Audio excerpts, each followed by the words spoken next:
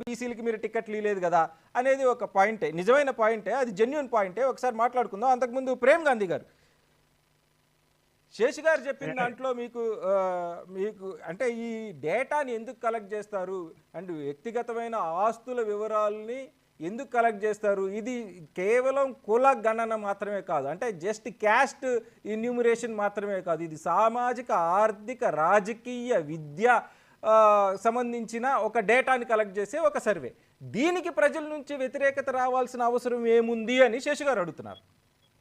అయితే ఇప్పుడు నేనేమంటున్నా సార్, సరే శేషు గారు చెప్పిన దాంట్లో కొన్ని వాస్తవాలు ఉన్నాయి, మేము కూడా దాన్ని స్వాగతిస్తాం, దాంట్లో ఎక్కడ ఇది లేదు. అయితే కొన్ని మనమైతే పూర్తిగా ఆచితూచి చూడాల్సినటువంటి అవసరం అందరికీ ఉంది అండి. పార్టీల వారిగా సంబంధం పెడదాం, భారతీయ జనతా పార్టీ అట్లా అన్నది లేదా బీఆర్ఎస్ అట్లా అన్నది అనేది కాదు.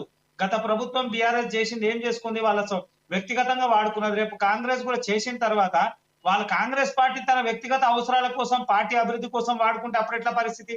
పబ్లిక్ డొమైన్ లో పెట్టకుండా వాళ్ళ వ్యక్తిగత అవసరాలకు వాడుకుంటే అప్పుడు ఏం చేస్తాం? ఎవరికి చెప్తాం? ఏం చేస్తాం? గత ప్రభుత్వం ఏం చేసింది?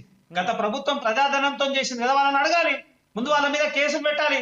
అరే మీరు చేసినటువంటి రిపోర్ట్లు ఏమున్నాయి, ఆ రిపోర్ట్ల తర్వాత మీరు ఏం చేయగలుగుతారని ఆలోచించాలి కదా.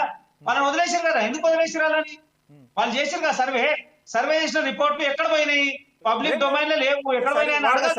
వాళ్ళ సర్వే బయటికి పెట్టకపోవడానికి గల కారణం హైకోర్టు వాళ్ళకి అంటే మనకున్న కన్స్ట్రెయిన్స్ని బట్టి ఈ డేటాను బయట పెట్టద్దని చెప్పింది. సో వాళ్ళు బయట పెట్టలేదు, కానీ దాన్ని వ్యక్తిగత వాళ్ళ రాజకీయ ప్రయోజనాల కోసం వాడుకున్నారు అనేది వాస్తవం.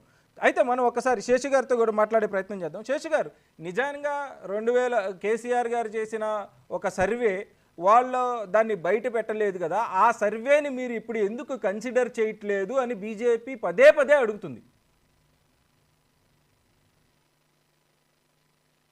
జరుగుతున్న సమగ్ర ఇంటింటి కుటుంబ సర్వేకి చాలా తేడా ఉందండి. అది ఒక డీటెయిల్స్ కోసము ఒక రోజులో అడావుడిగా చేసినటువంటి ఒక కార్యక్రమం అయితే